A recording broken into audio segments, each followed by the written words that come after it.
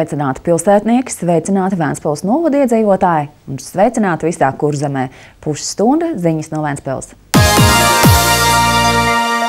Šajā nedēļas nogalē Latvijas pilsoņi tiek aicināti piedalīties referendumā par izmaiņām valsts likumā, iekļaujot tajos nosacījumu par krievu valodu kā otru valsts valodu. Un nosakot, ka arī pašvaldībās darba valodas varētu būt latviešu un krievu valoda, kā arī ikvienam ir tiesības saņemt informāciju latviešu un krievu valodā. Šis referendums sadalīs sabiedrību pretējos viedokļos un atkal tiek runāts par latviešiem un krieviem, nevairs par Latvijas iedzīvotājiem. Tomēr valsts valodas jautājums ir katras neatkarīgas valsts pamatā. Kas būs Latvijas valsts valoda? To noteiks referendums. 18. februāra referendums ir sekas pagājušā gada Saeimas lēmumam. Toreiz tika noraidīta vairāk nekā 1/10 daļas vēlētāju parakstu vākšana, kad tika ierosināts izdarīt izmaiņas likumprojektā un grozījums Latvijas Republikas Satversmē. Rezultātā ierosināts referendums. Kas tad īsti ir referendums? Tā ir demokrātijas svarīgākā forma – vēlētāju balsošana par kādu valsts jautājumu. Vēlētājs balsošanai drīkstot izvēlēties jebkuru vēlēšanu iecirkni Latvijā vai ārvalstīs, neatkarīgi, kur viņš dzīvo. Šajā tautas nobalsošanā vēlētājiem būs jāatbild uz vienu jautājumu. Vai jūs esat par likumprojekta grozījumu Latvijas Satversmē pieņemšanu, un tas paredz krievu valodai noteikti otras valsts valodas statusu, vai pret? Tātad iespējami atbilžu varianti ir tikai divi – par un pret. Ja vēlētājs atbalsta izmaiņas Satversmē ar pluszīmīti, jāatzīmē atbilde par. Ja vēlētājs ir pret grozījumiem Satversmē, kur darbojas šobrīd, tad viņam tautas nobalsošanas zīmē ar pluszīmīti jāatzīmē pret. Balsošanas zīme būs apzīmogota un tā ir jāpārloka.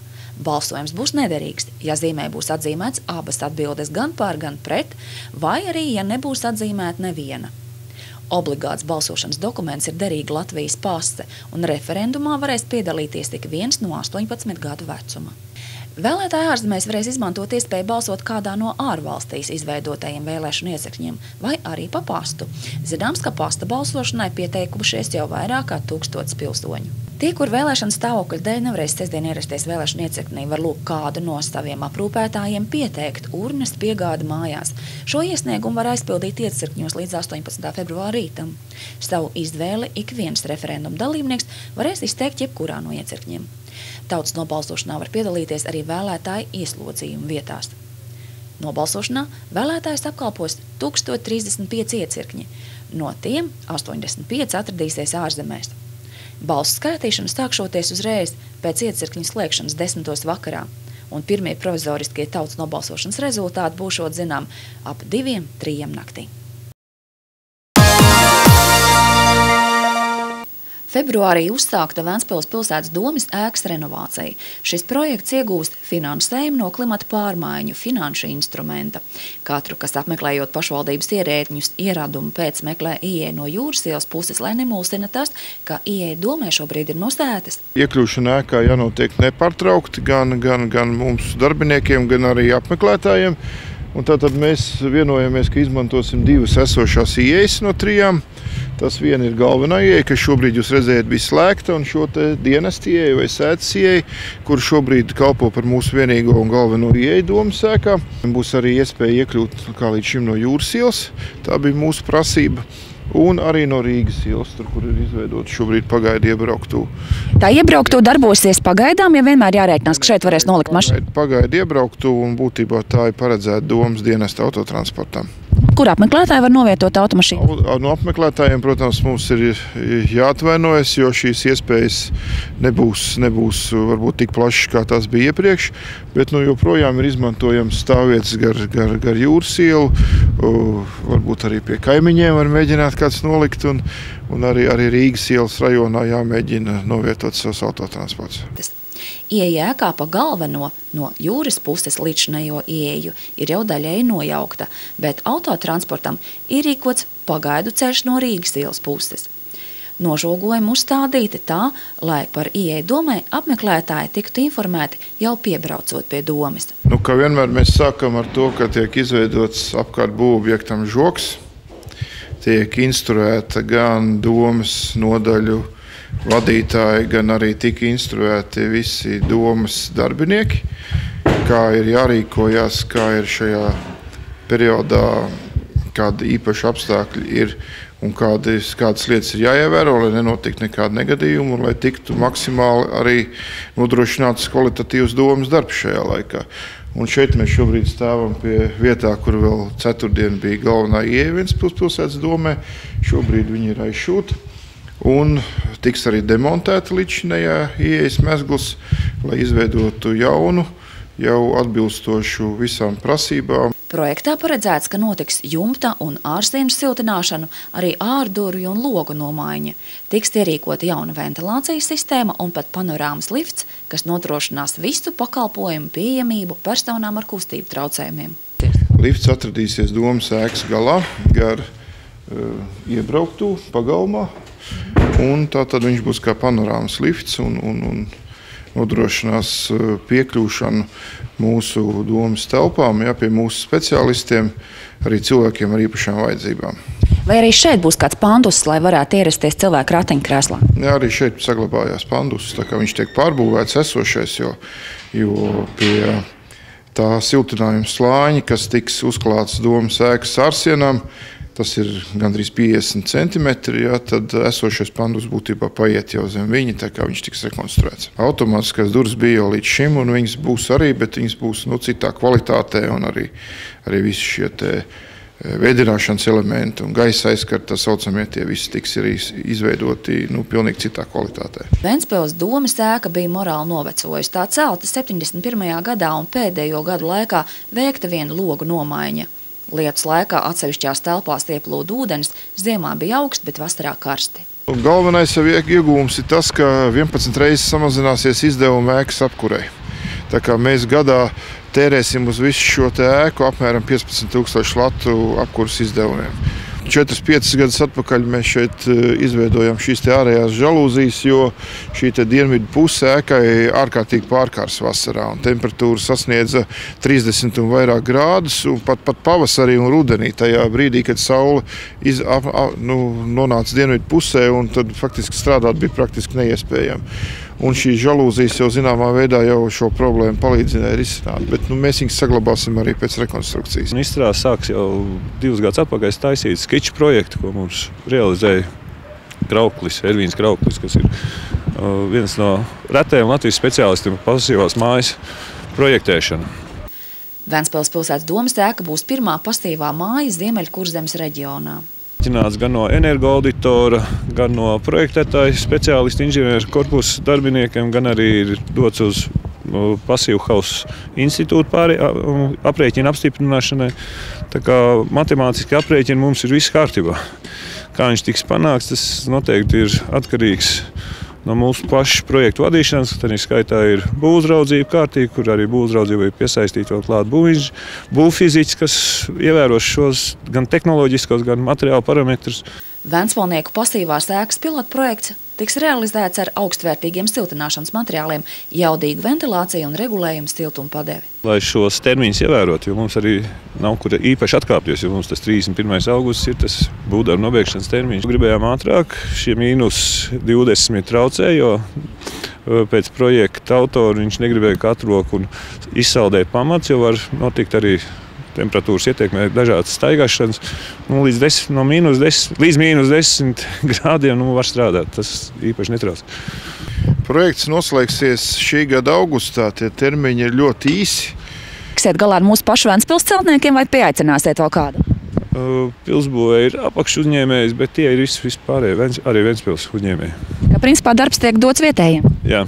Vakar visā Latvijā jau 12. gadu pēc kārtas tika aizdīta ēnu diena, un arī Ventspilīs skolēni no 1. līdz 12. klasē apmeklēja dažādas uzņēmumus un vairākas stundas vēroja, kā darba devēji veic savus pienākumus. Šogad arī Kurzemes televīzijai bija savas ēnas, bet par to vairāk turpmākajā sižetā skaidros mana kolēģe Gita Mārtiņsone. Biznesa izglītības biedrības Junior Achievement Young Enterprise Latvija un Svetbanka organizētajā ēnu dienā piedalījās 422 organizācijas, piedāvājot skolēniem ēnošanai vairāk kā 4900 vakances. Reģistrēto skolēnu skaits pārsniedzis 10 000, taču patiesais ēnu dienas dalībnieku skaits ir vēl lielāks, jo daļa skolēnu ēnu devējus uzrunāja individuāli. Viena no pieprasītākajām ēnošanas vietām Ventspilī ir Ventspils pašvaldība. Piemēram, Ventspils domas izpildirektoram Aldim Ābelim bija 3 ēnas. Pagaidām it kā tā pie darba nepielika. Es redzēju sapulci. Tagad mēs atbraucam te uz pili. Es redzēju, kāda ir viņam darba diena. Vismaz sākums. Jā, it kā iepatikās kaut cik. Kā tev šķiet, tu varētu tādā amatā strādāt? Es nezinu, man īpaši par to interesi nav, bet varētu. Man patika tas, ka viņš var visu kontrolēt. Ābels kungs zina, ko dara un kā vadīt pareizi. Vēl man patika, ka viņš ir cieši saistīts ar kultūru. Es vēl neesmu izlēmusi, par ko es kļūšu, kad beigšu skolu, bet vēlos kaut ko saistībā ar ekonomiku vai mārketingu. Šogad pieprasītākās nozares bija medicīna, masu mēdīja un kultūra. Biežāk nekā citkārt jaunieši vēlējās ēnot iekšlietu un aizsardzības iestāžu, kā arī sabiedriskās ēdināšanas un turisma nozares pārstāvis. Šogad arī Kurzemes televīzijā bija sastopams vairākas ēnas no Ventspils 3. vidusskolas, kas piedalījās direktora, žurnālistu, operatoru un montāžas darbinieku ikdienā. Emils nākotnē vēlas strādāt kādā vadošā amatā. Viņam likās ļoti noderīgi uzzināt, kā Kurzemes televīzijas direktors Aleksandrs Mirvis plāno savu dienu un kā pārvalda finanses. Esmu pārliecināts, ka man izdosies strādāt vadošā amatā. Pat tagad skolā man izsaka komplimentus par to, ka man ir tādas rakstura īpašības, kas nepieciešamas cilvēkam vadošā amatā. Uz mani var paļauties un man ir prāts. Pēc dienas kopā ar žurnālistiem arī pašām ēnām bija izdevība pamēģināt savus spēkus šajā amatā un stāties kameras priekšā. Es ļaušu izmēģināt spēkus vienai no mūsu ēnām, Solvits Demantes ēnai, un viņa nointervēs pāris no mūsu žurnālistu ēnām. Jevgenija, ko tu domā par ēnu dienu? Es domāju, ka šādas ēnu dienas vajadzētu organizēt vairāk, lai skolniekiem būtu vieglāk izvēlēties savu profesiju. Šodien es izvēlējos žurnālistu profesiju, iespējams arī nākotnē tā būs mana profesija, ja man tā iepatiksies vēl vairāk. Tamāra, bet kam tu biji ēna? Vispār šodien es biju ēna frizierei Tamārai. Izvēlējos sev šo profesiju, jo man tā interesēja. Piekritu arī pievienoties savām draudzenēm un klases biedrinēm atbraukt uz Kurzemes televīziju, lai paskatītos, kā viņām klāsēs. Nebiju kļūdījusies. Arī Kurzemes televīzijas cilvēku ikdiena ir interesanta. Izrādās, ka žurnālista darbs nav nemaz tik viegls, kā varētu likties no malas.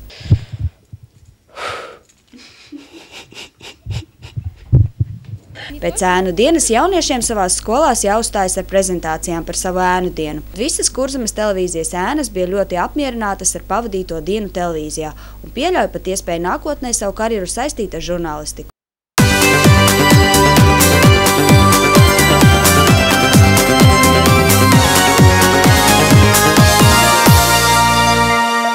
Ziemeļkurzemes reģionālās slimnīcas Ventspils filiālē veikta unikāla operācija, izmantojot laparoskopijas metodi.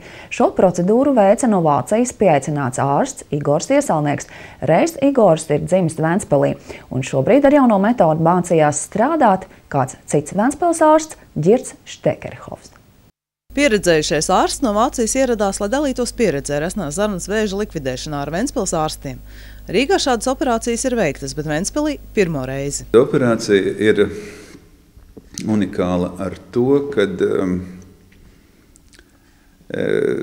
ar pieeju, ar operācijas tehniku. Ja, kad iepriekš mēs visas operācijas veicām ar griezienu, tad šī operācija unikāla ar to, ka mēs viņu operējām laparoskopiskā ceļā, kas nozīmē, ka mēs caur televīzijas kameru, kas tiek ievadīta vēdera dobumā, kontrolējam visus orgānus un caur maziem griezieniem, ievadot instrumentus, mēs visi izoperējām šoreiz zarnu. Sākumā ķirurgam to ir grūtāk darīt, bet, teiksim, tad, kad to ķirurgs prot un to regulāri dara, un, protams, arī regulāri redz šīs mazinvazīvās operācijas rezultāts, tad, teiksim, ķirurgam pašam vairs negribētos atgriezties un darīt to tā kā agrāk.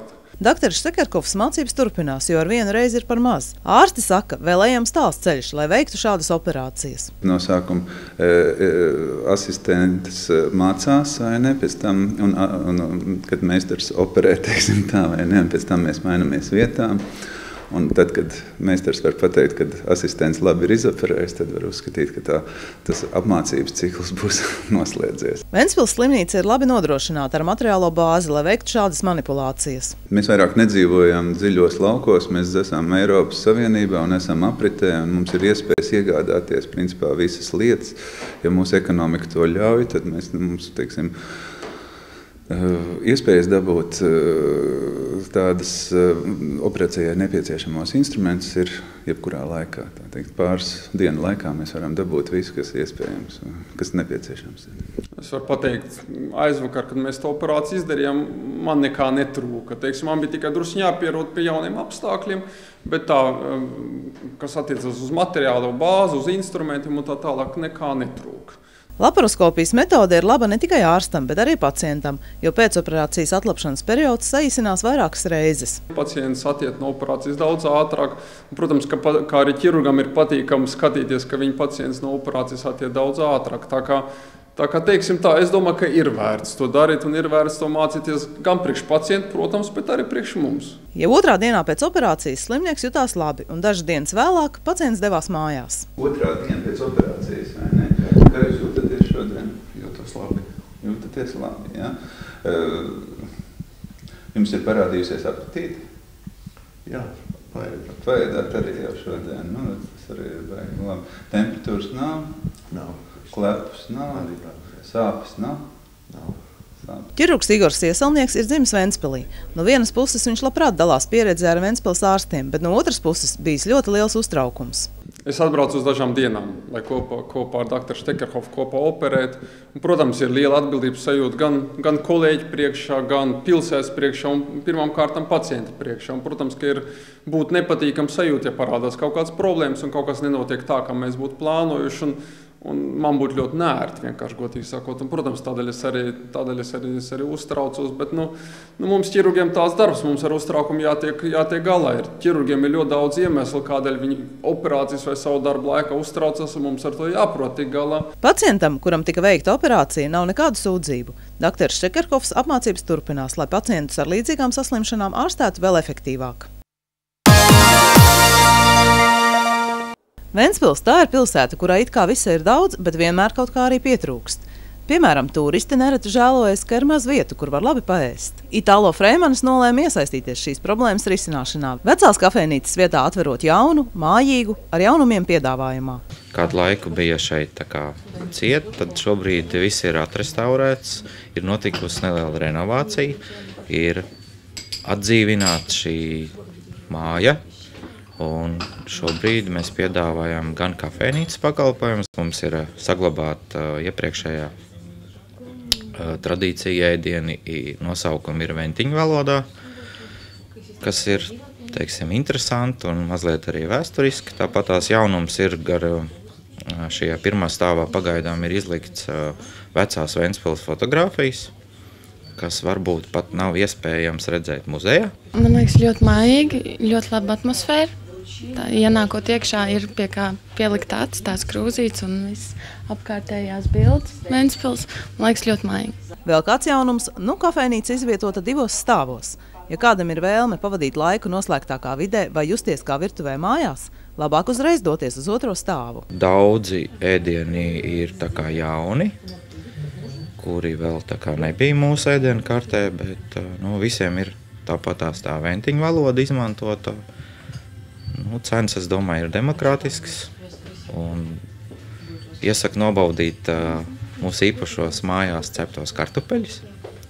Viņi ir tādi īpaši, viņi garšo tā kā ugunskurā cepti. Savulaik Itālo bija arī Karlīnas ielas svētku iniciators, kuri notika 2 gadus pēc kārtas. Vien pērn no šīs ieceres nācās atteikties, bet tas nenozīmē, ka uz visiem laikiem.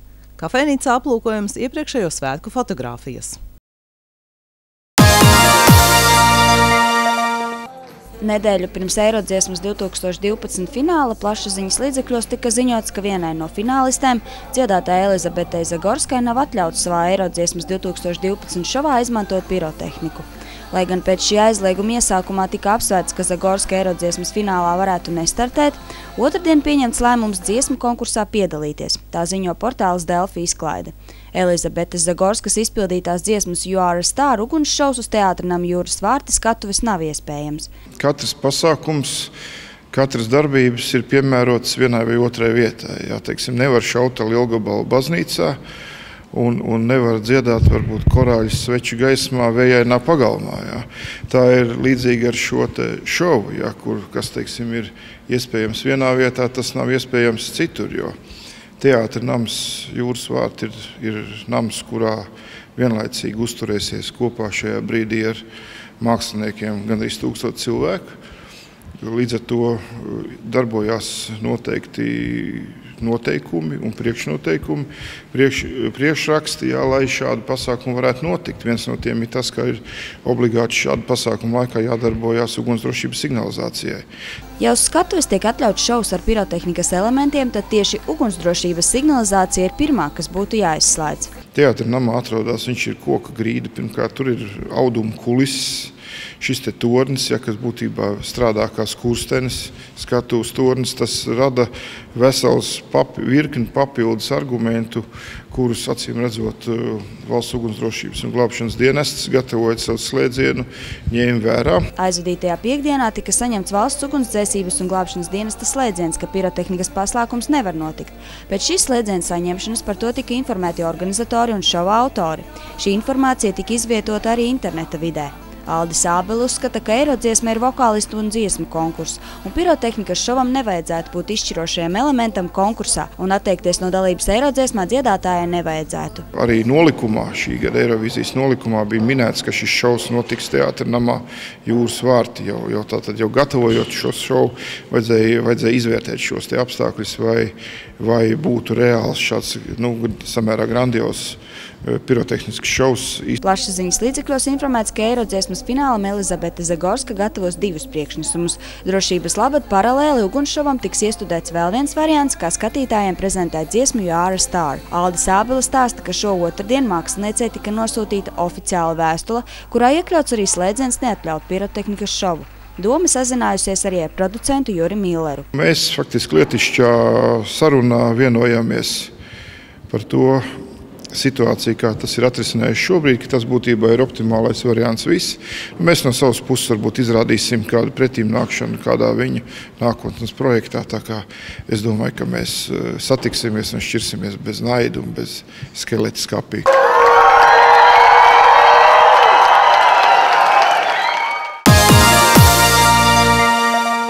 Šobrīd Teātra nams Jūras vārti ir tukšs un kluss, bet jau nedēļas nogalē šeit pulcēsies ievērojams skaits cilvēku, lai noskatītos Eirodziesmas 2012 finālu. Šogad finālā iekļūs arī ventspilnieks, jaunais un talantīgais mūziķis Roberts Petersons ar dziesmu She's a Queen. Eirovīzijas nacionālās atlases, jeb Eirodziesmas 2012 finālā iekļūs 10 dziesmas, kas izturējušas pusfinālu, kur rezultātus noteica žūrijas un skatītāju balsojums. Tātad Roberta Petersona izpildītā dziesma She's a Queen jau ir izturējusi zināmu konkurenci un iegūs Eirovīzijas nacionālās atlases skatītāju simpātijas. Dziesma Roberts izpilda angļu valodā, un tā nosaukums no angļu valodas tulkojumā skanētu kā Viņa ir karaliene. Dziesma būtībā ir par to tēmu mīlestību, bet tas nav tāds, ka tieši dzied kādai konkrētai meitenei, bet tas ir vairāk tāds vēstījums cilvēkiem, lai viņi atrod, jo katram ir cilvēkam tā savu otrā puse, kas ir jāsameklē, kur ir tā īstā un vienīgā, un viņa ir tā perfektā, tā karaliene. Un, kad tu dzied dziesmu, vai tu iedomājies kādu karalieni? Tu velti kādai karalienei to dziesmu? Nē, konkrēti es tā neiedomājos. To, kurš uzvarēs, noskaidros tikai sestdien. Tomēr, ja uz Baku dosies tieši Roberts. Man tas ir ļoti vienalga, vai tur sapratīs vai ne, jo ja es daru to, kas man patīk, tad es eju ar to savu to domu un daru to no visu vienkārši sirds un tad vienkārši dot to cilvēkam. Ja viņi nesaprot, labi, bet es esmu lepns par to, ko es izdarīju, ja man tas patīk. Finālistu uzstāšanās kārtības izlauzē tika noteikts, ka Roberts uzstāsies ar pēdējo, 10. numuru. Tieši šis numurs varētu būt visveiksmīgākais, jo pēdējās izpildītās dziesmas vislabāk iespiežas atmiņā balsotājiem. Tas, ka Eirodziesma 2012 notiek Ventspilī, pēc Roberta domām neatvieglo uzstāšanos, jo ne jau skatuve visu nosaka. Galavārds pieder tiem, kas balsos. Kā tu gatavojies finālam? Kaut kā īpaši? tā, ka mums tāds īpašs šovs nav, mēs vairāk vienkārši ejam uz skatuves un daram to, ko mēs gribam darīt. Mēs tur šausmīgi negatavojamies tur kaut kādas uguns vai es nezinu, ko varētu sagatavot. Mēs vienkārši darām. Priekšnesumu dziesmai She's a Queen Robertam palīdzēja sagatavot vesela komanda. Un īpaši jāpasakās Lucijai Boitmanai, ģimenei, draugiem, visiem mūziķiem, kas kopā ar viņu kāps uz skatuves sestdien, kā arī tērpa autorei. Roberts Petersons ir savas mūziķa karjeras sākumā, un tieši Eirovīzija viņam ir labs atspēriens veiksmīgai nākotnē. Vispār Latvijā tas mūzikas biznes ir tāds, kāds viņš ir, un ir tikai dažas vietas, arī, kur vispār mūziķis sev var parādīt, un es domāju, Eirovīzija ir viena no tām vietām. Eirodziesmas 2012 finālu Teātra namā Jūras vārti varēs vērot tiešraidē LTV1 kanālā. Sākums 19. Bet pēc panorāmas 21:00 sāksies Eirodziesmas 2012 superfināls. To, kura dziesma pārstāvēs Latviju uz Eirovīzijas starptautiskā dziesmu konkursa skatuves Azerbaidžānas galvaspilsētā Baku, noskaidros balsošanas rezultātā. Balsot varēs gan TV skatītāji, gan žūrija 10 cilvēku sastāvā. Rezultātus noteiks skatītāju un žūrijas kopvērtējums attiecībā 50/50. Konkursa fināls būs vērojams arī tiešraidē mājaslapā www.ltv.lv. Bet saviem atbalstītājiem Ventspilī un Latvijā pāris dienas pirms fināla Roberts Petersons novēl. Ja viņiem patīk, tad lai viņi balso. Man šausmīgi nepatīk, ka kāds saka, balsojiet par mani. Ja gribēs, tad nobalsos arī. Ja viņiem patiks, tad viņi nobalsos.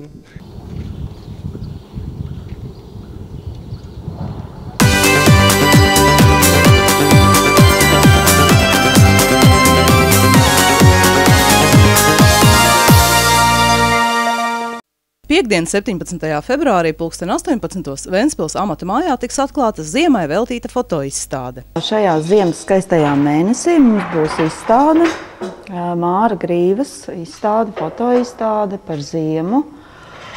Un, protams, vairāk cilvēki viņu pazīst kā vieglatlētikas treneri un kā Daiņu Kūlas olimpiskā čempiona treneri, bet viņš arī ir lielisks fotogrāfs. Un tādēļ mēs viņu uzaicinājām, lai viņš izstāda savu izstādi. Izstādes atklāšanā tiks demonstrēta režisora Āna Šepnera dokumentālā filma Krustsolis, kurā operatora darbu veicis kino dokumentālists Juris Podnieks. Filma vēsta par olimpiskā čempiona Daiņa Kūlas treneri Māri Grīvu. Sagaidot 14. februāri starptautisko mīlētāju dienu, Ventspils prāmju termināļu telpās apskatēja atvērta fotoizstāde ar nosaukumu Cita puse. Krāsaino fotogrāfiju autors ir arhitekts, pilsētplānotājs Uģis Kaugurs, zemesrīdzinieks, vēlāk Liepājnieks, bet no jau dažus gadus Ventspilnieks. Uģis Kaugurs 14. februāra starptautisko mīlētāju dienu sagaida ar atzīšanos mīlestībā tai pilsētas daļai, ko pats nodēvējis kā cita puse. Par izstādu Uģis saka lūko. Šo laikam vistrāpīgāk būtu nosaukt par tādu kā atzīšanos mīlestībā, pret gaismu, faktūru un apjomu, pret sienu mūriem, jumtu čukuriem un ieliņu bruģiem. Šis ir mirkļu sajūtas par to būvis pusi, kas reti iekļūst turistu ceļvežos, bet kur paiet liela daļa dzīves. Tā ir tāda savdabīga pilsētas telpa. Tajā reti ieklīst kāds svešinieks un vēl retāk pilsētas pārvaldes pārstāvja. Tikšanās ar autoru 19. februārī svētdienā 2 pēcpusdienā. Tādi jaunumi šonedēļ ar jums kopā bija Gonda Pūrniece, vēl tikai laika prognoze.